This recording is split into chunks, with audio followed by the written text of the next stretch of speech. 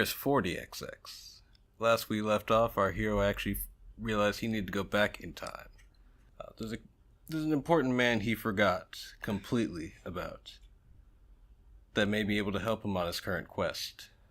The man on that quest, my name is Fakenamerson. Joining me today, someone, I'll be honest, I completely forgot you existed for a while. That man is Helping Hand 23, otherwise known as Gabe. Say hello. Hello, I am Helping Hand 23. So you forgot I existed. How rude. Well, yeah, for anyone who's watched episode 0, if that's even up, if you remember that, the tier list of sorts, I actually think I need to revise that a little bit. It hasn't changed too much, but I think Cody and Michael moved up. Would probably need to be moved up a little bit. Anyway, for anyone who remembers that list, Gabe was number 4 on that list. And it's very sad that it's only now that he's appearing. After, what? Well, Alec was number 1. Cody, number 6, I believe. And then some other guy that's not even on the list shows up before this dude. Yeah, you guys kind of just forgot about me. Alright. It's okay, though. I'm a patient person. I've been busy with helping a new group of D&D people. That's an amazing segue. I think we briefly mentioned it a few times. I think Cody mentioned it a few times when he was on. That you guys were doing D&D. You're the DM of that group. What is it like? It's going to be hectic. A lot of players don't show up, so I have to try to figure out where to place them in the story, of where to place the characters but don't show up anymore to the story. Gotta retcon them out of there. No, I basically just stuck them in a town. You see the story, they can have their own town and their own house. They got both. And so, yeah, I stuck them back in the building. One person barely shows up. One person's not showing up at all because they got two people got into a fight. Sounds exactly like retconning. DM tip. If a player doesn't show up, you can always just be like, actually, depending on how much the players understand the situation, player X vanishes. That's all you really need to do. Or player X goes off and gets drunk. Whatever would make sense in your world, or whatever the players are willing to believe. What I do with Cody and what I do with characters with leave, they either become enemies because one of them was basically like a bad idea. One of them became enemies and used the characters against them, like basically kill them off and become undead, or just use them.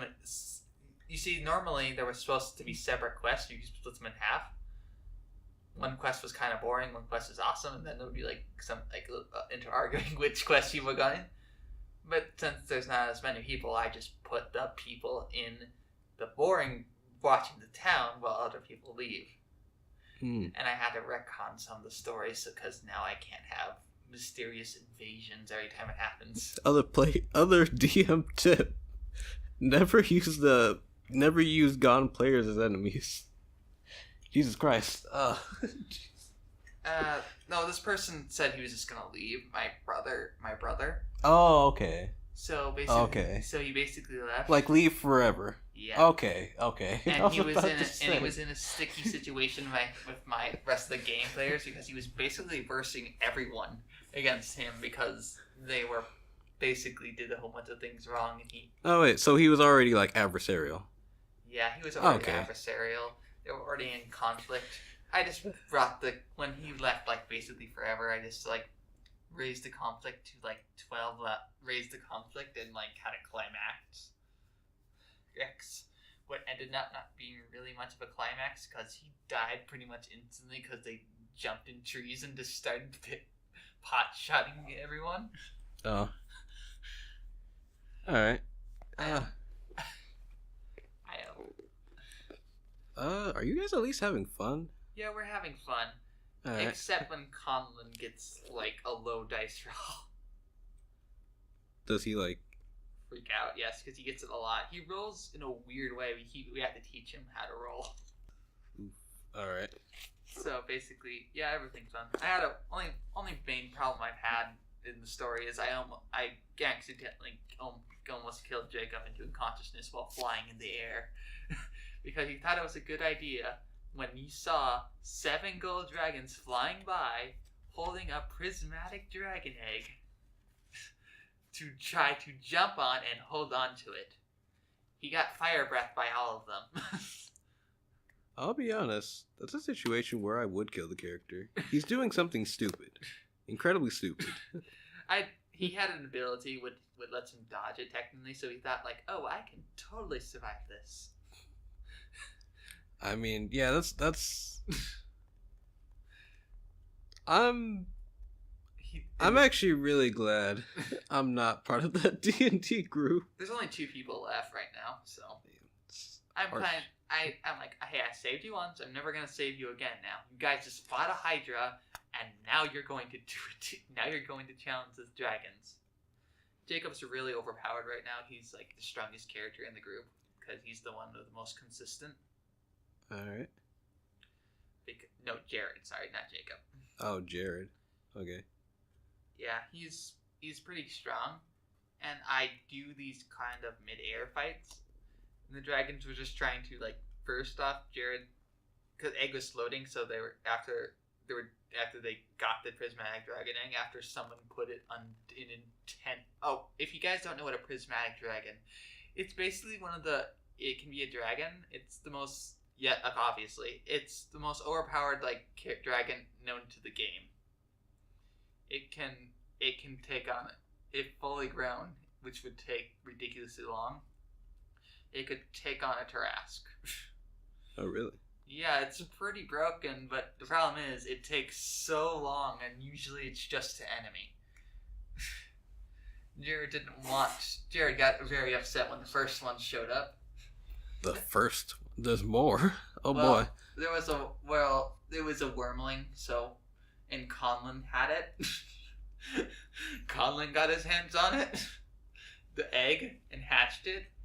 Alright. Jared basically, Conlon could not protect it because Jared was too overpowered, so Jared may give him an ultimatum. Use wish magic to turn it back to normal because there was an ability that uses wish magic, and this town basically is a magical village which can give everyone awakening, any animal awakening. So There's so much. So, every word that you say opens up like a whole new layer of shit that I would never allow in my D&D game. Why wouldn't you allow awakening spell? Awakening? I'll be honest, I don't know what awakening is. Awakening basically gives some animals sentience. It was basically a sentient animal. It was supposed to be like, what? Everyone just confused why there's a whole bunch of talking animals. Okay, that doesn't sound too bad. Yeah. But like, fucking, what level are they, first off? Level 10. So they've gone pretty far. I still wouldn't give them any wish magic. No, they didn't get any wish magic. There was a town full of wish magic wizards. What was I still wouldn't let them. No, they don't. No, nowhere near that. Especially not at level 10. They can't control it or anything. They had to like spend like all of their gold and money to get that thing to work. Still wouldn't. Why wouldn't you let wish magic? There's too much. I implore you to read the wish spell sometime. I know the wish spell is like broken and overpowered. I know that, but I can't. I put certain rules and restrictions on it. Like wish magic only can be used so strongly if only for a certain amount of wizards it uses. The stronger the user, the more likely it will fail into a horrible way. And they were like in a tavern magic like building, so they could. And plus, the town was literally giving everyone the awakening spell. So the stronger the user, the more likely it'll fail, or the weaker the user. The stronger that the person is, what you're using it against, the more likely it will fail. Oh, stronger the person it. Okay, that sounds. Wait. So basically, if you used it on like a dragon and use some kind of magic wish thing, you basically have to roll a perfect 20 plus have a plus 8. So wait. Okay. I think I understand your reasoning, but let me ask you this: what if I say make the dragon stronger? Does that mean it has a higher chance of failing? Yes. Okay.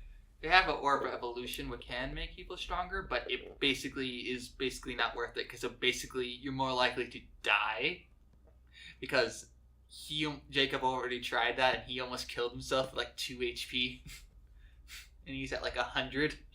So I'm like, that was not smart. Mm. And that only reason he survived because the orb evolution actually gave him 2 HP.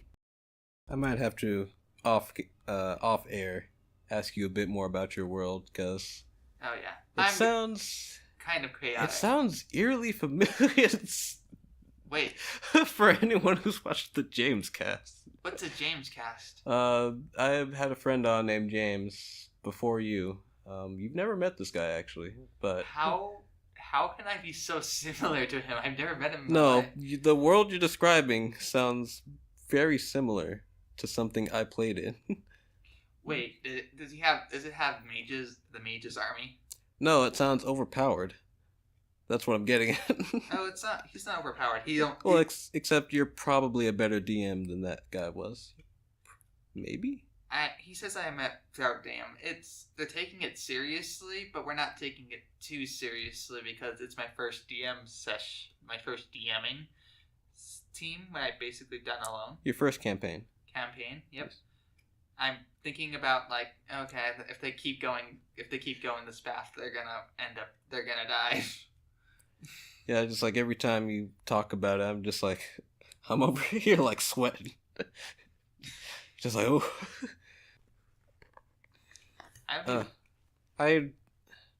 I'm glad at least you guys are having fun. That's, in case you didn't know, another reason I don't want to join is because I have a feeling I'd enforce the rules. And from what it sounds like, the rules are not going to play too well with whatever rules you have set in place. The rules I have set in place are basically... No, I'm talking about the DM's guide, the players, like the rules of D&D. Well, my rules are basically what stats the characters say is going to be said what it says. But if it's vague about something, I will interpret it, and if it's too broken, I'll try to fix it. That sounds like every DM ever. But if it's broken, if they're having difficulty, and it's, might give them something like broken just to stop them from, constantly getting into trouble. All right. And when they ask things I would normally wouldn't appear, I check out and see what the odds are. All right. And they usually succeed. Okay. So they've got really high level armor now because they are really good at finding new armor ways in classes. All right.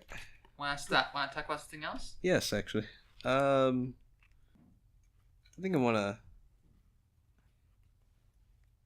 This will probably be pretty quick. I remember I asked you to write down some questions or things to talk about. Yep. So before I ask you for those, I want to ask you a question. For those of you who can't see at home, Gabe is currently spinning this green. What brand is this? Block Duplo. Duplo. This green Duplo block. He always brings this block, at least every time I see him, in any place that he's at. Just always spinning this thing. I just want to know why.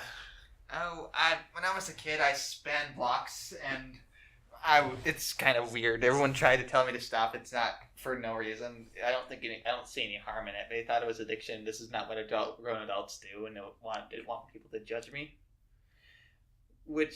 But I was a rebellious kid, so I basically didn't listen, and now I can spin this way for blocks for no reason. That's basically the story. It stems from a F you, I'm gonna spin this block if I want. Basically. Alright. But I feel like I'm addicted and I can spin without it. I feel like I need to stop. Maybe sometime I'll stop, but for now. We're here for you.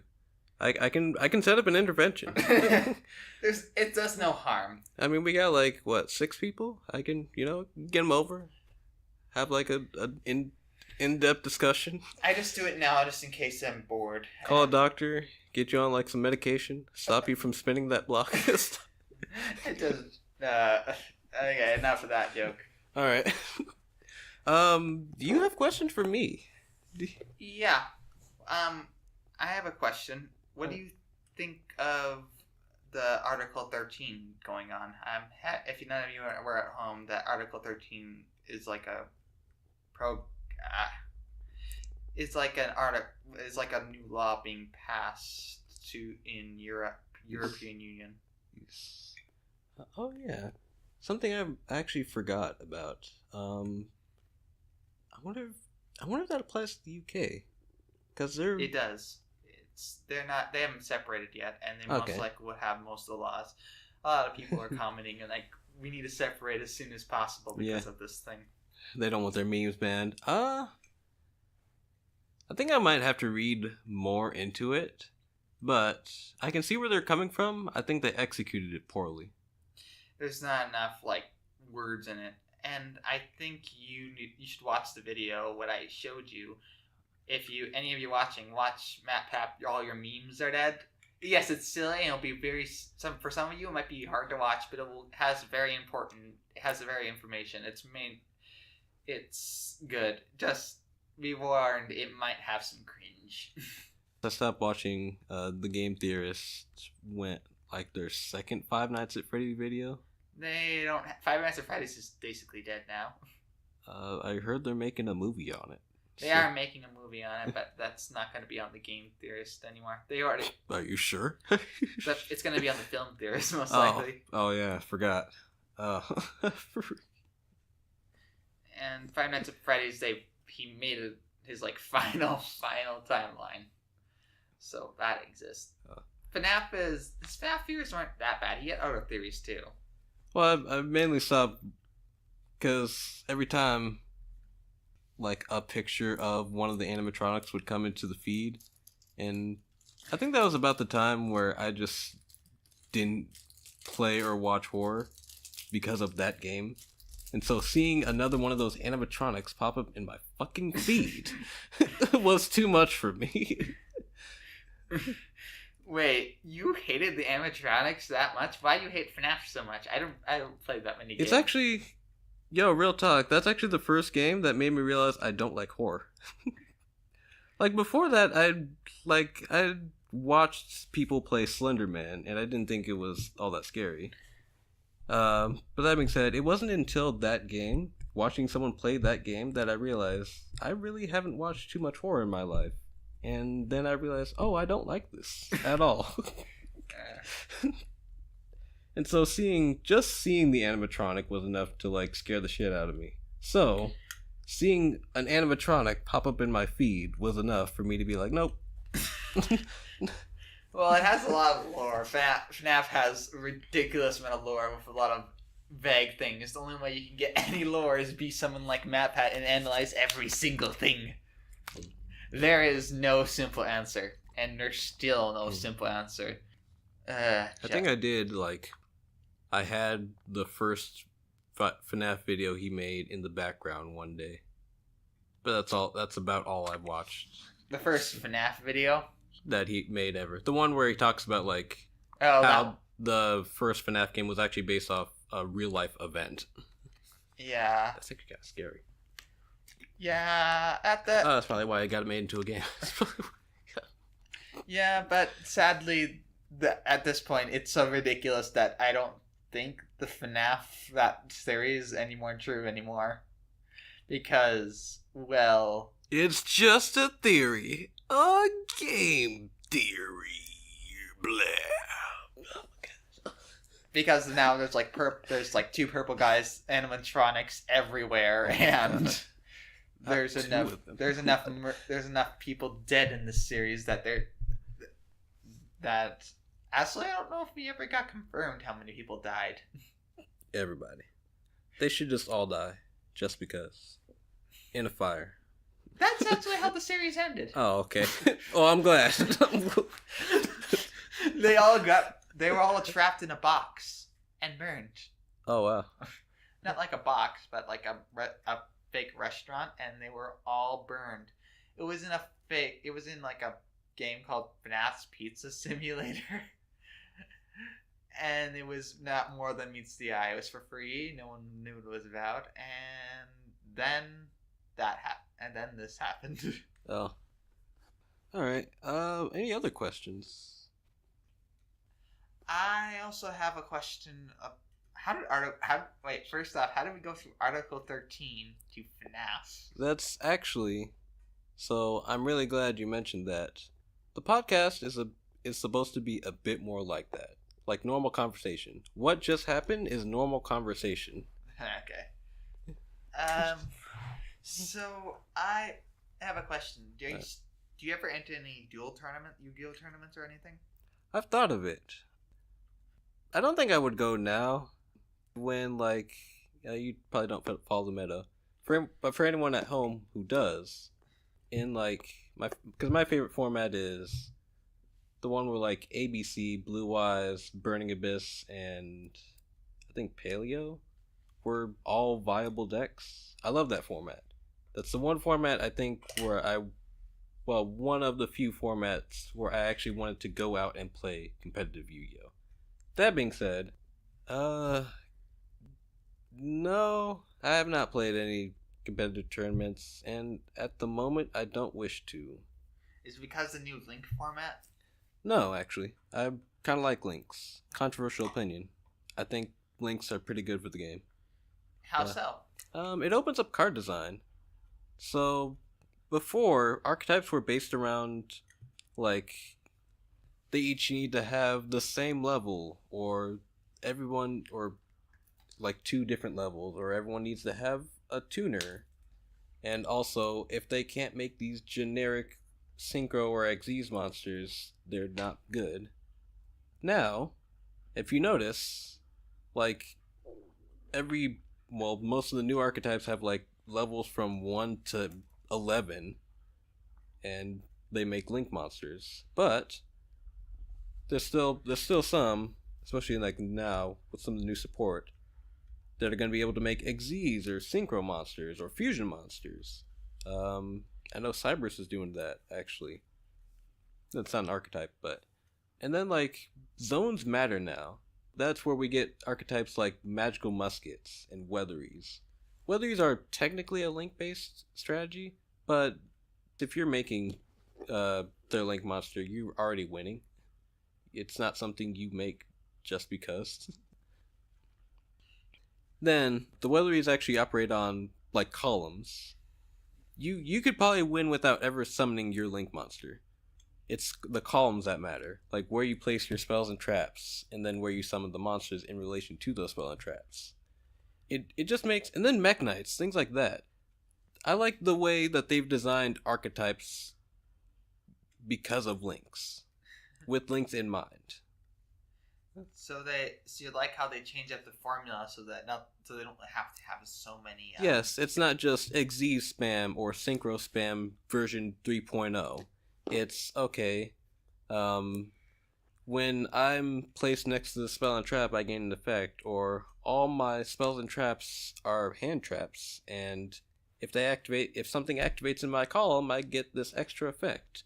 Or if you have 2 cards in your column, I can summon my monster here. I guess you have a more in-depth, and I think that's the original intention. I haven't watched all the Link monster Yu-Gi-Oh. I've only watched the first few episodes.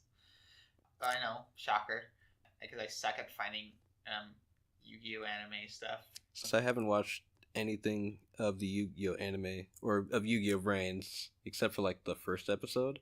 I'm really talking about the TCG. Yeah. Oh yeah, another thing. I also like some of the archetypes that are already built from the ground up with 2 summoning methods in mind. It's like Neptifus or something? It's based on ritual and Link summoning. And that's pretty cool, in my opinion. You know what I find I'm worried about cards Chain Destruction, destroying things with say Link. Is that possible? Cards that specifically destroy Link monsters? Yeah. There's a few of those. There's not too many. But chain destruction, like destroying all links in the deck, like some old cards coming back and being a little broken. I don't think so. Because my little brother had a card with chain destruction, and he said he can call any card he's in his hand, if he gets the right card, and destroy all my magicians. So I'm wondering. Does not at all sound like chain destruction. Or not chain destruction, some kind of card. I can't remember what it was called. I have to choose. Are you talking about Mind Crush?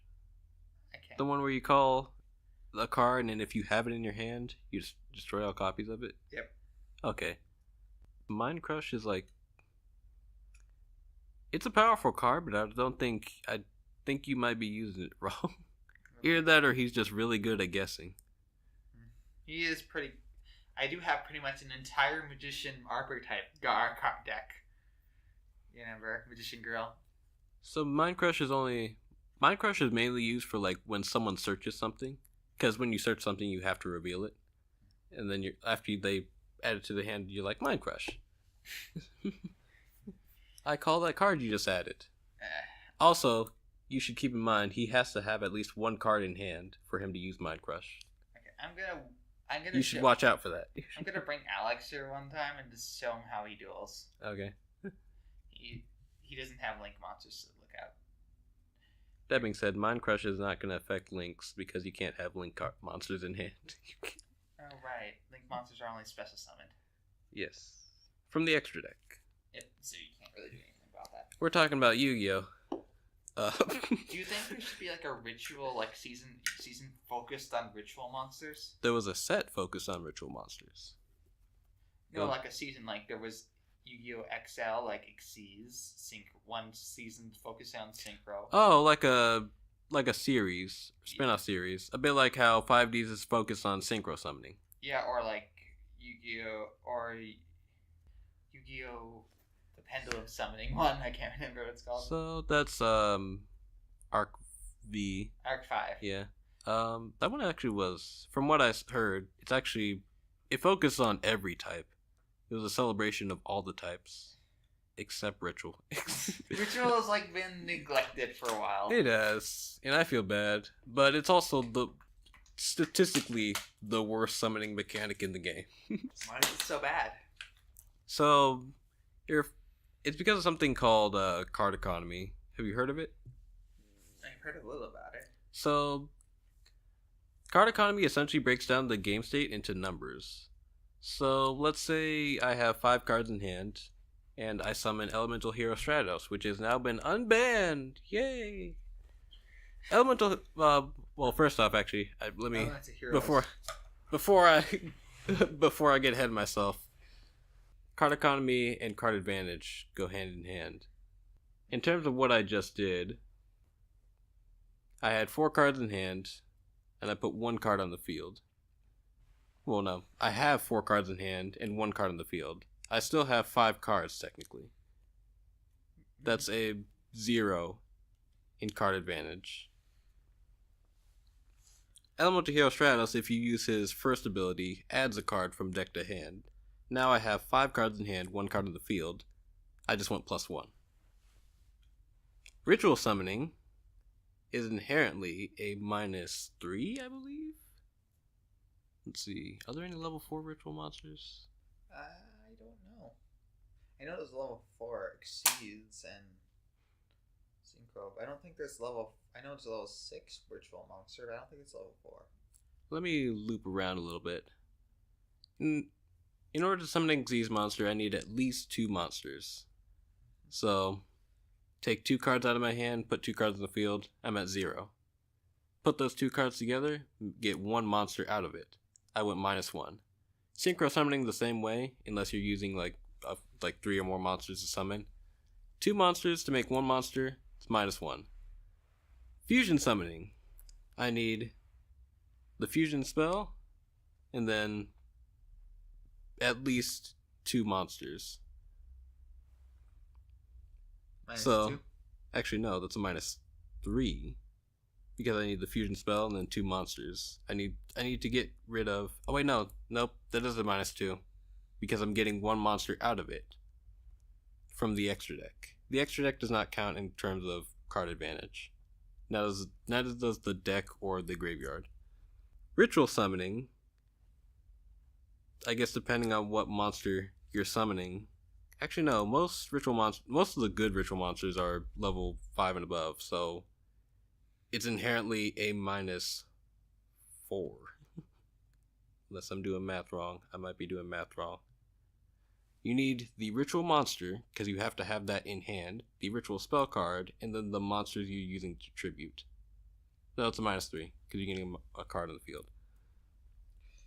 Yeah, at this point, I think the only time when ritual monsters could have been like a main thing was in the second season in GX, because instead they did contact fusion and stuff like that.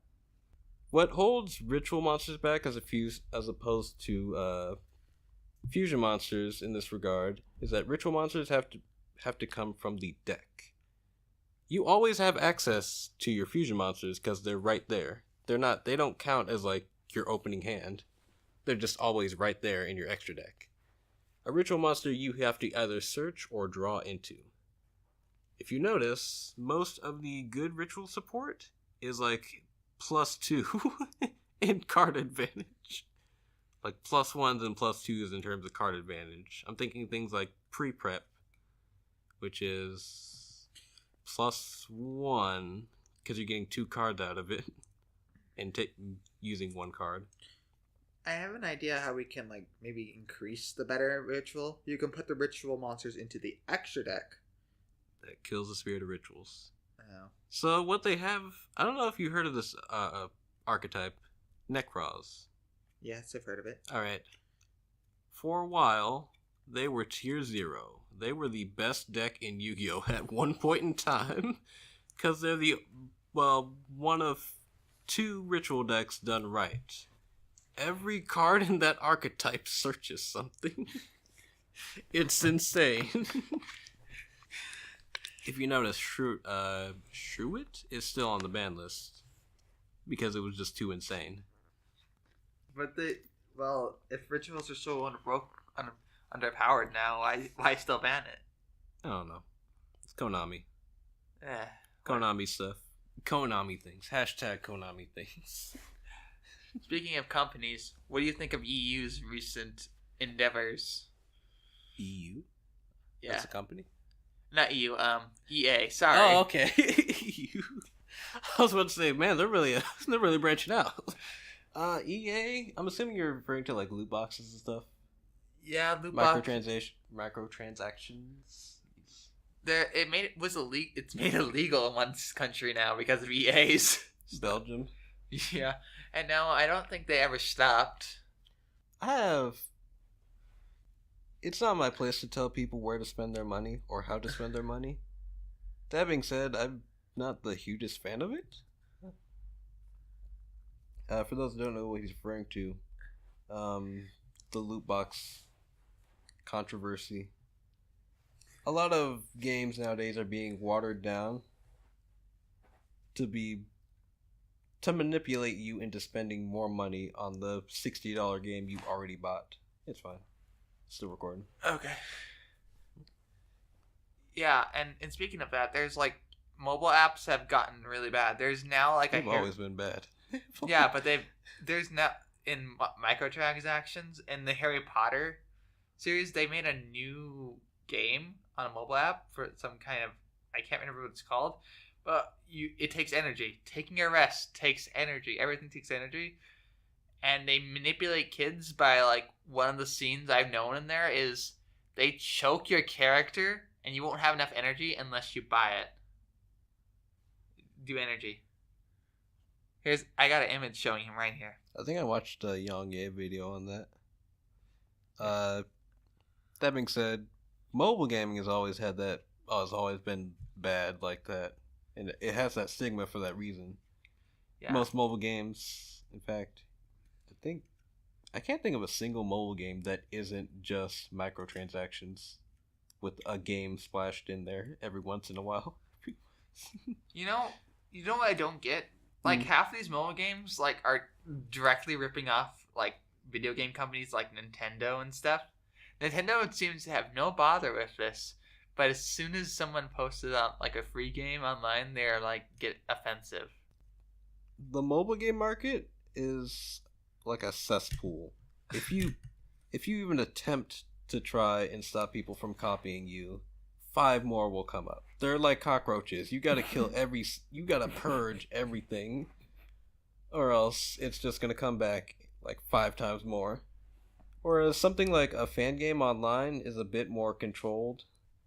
There's not too many of them popping up, or especially not on that scale. If you notice, Nintendo only kills it, well, except for like a few cases, when it's already like well on its way into development.